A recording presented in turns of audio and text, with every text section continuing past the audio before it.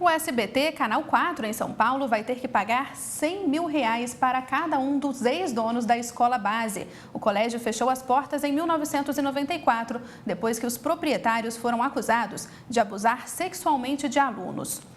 Vamos para o Superior Tribunal de Justiça conversar sobre esse assunto com o repórter Caio Baltazar. Caio, boa tarde. Oi, Letícia, boa tarde para você. Esse fato foi muito divulgado pela imprensa e, na época, ficou conhecido como o caso da escola base. Duas mães denunciaram os donos do colégio por suposto abuso de crianças de 4 anos que estudavam na escola. A divulgação da imprensa causou revolta nos vizinhos que, além de ameaçar os donos do colégio de morte, saquearam e quebraram a escola. Foi aberto um inquérito na justiça, mas por falta de provas acabou sendo arquivado. Os donos entraram com ação por danos morais contra o SBT. O caso foi julgado pela Justiça de São Paulo e você acompanha agora os detalhes.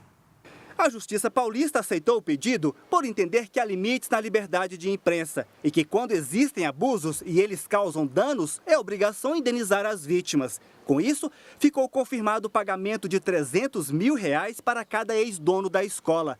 O SBT recorreu ao Superior Tribunal de Justiça. Entre os argumentos apresentados, afirmou que o valor é muito e que não havia provas para condenação. De acordo com a emissora, os autores da ação não juntaram ao processo as reportagens exibidas, não especificaram o dia e o programa em que o material foi ao ar. Foi considerada apenas a prova testemunhal. O relator, ministro Vilas Boas Cueva, baixou o valor para R$100 mil para cada vítima. Ele ressaltou que o montante fixado nas instâncias inferiores foi desproporcional à ofensa sofrida.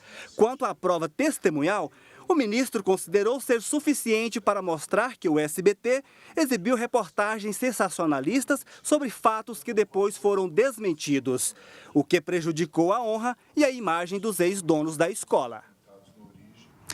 E o SBT informou por meio de nota que já recorreu na Justiça e quer que os fundamentos que levaram a essa decisão sejam reavaliados.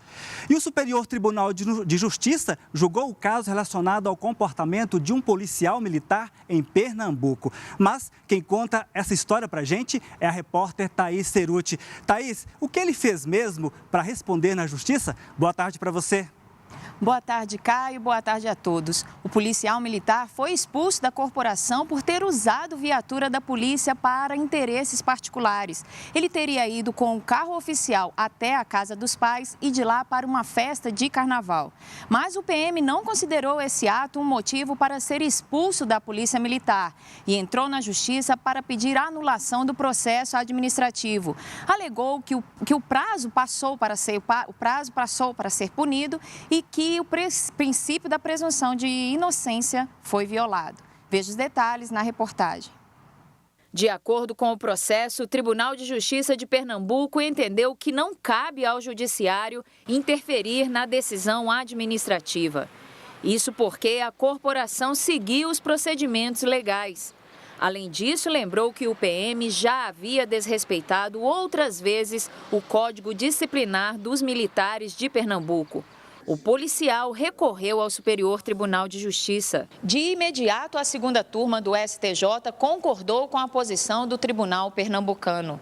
O relator do caso, ministro Humberto Martins, disse que o entendimento do STJ é claro no sentido de que a administração pública pode sim excluir servidores militares depois de processo administrativo como esse. O relator disse ainda que o princípio da presunção de inocência não foi violado, como afirmou a defesa. O princípio da presunção de inocência é você ter um tratamento de inocente, com todos os direitos e as garantias, até uma decisão final transitada em julgado de uma sentença penal condenatória. Isso é a presunção de inocência.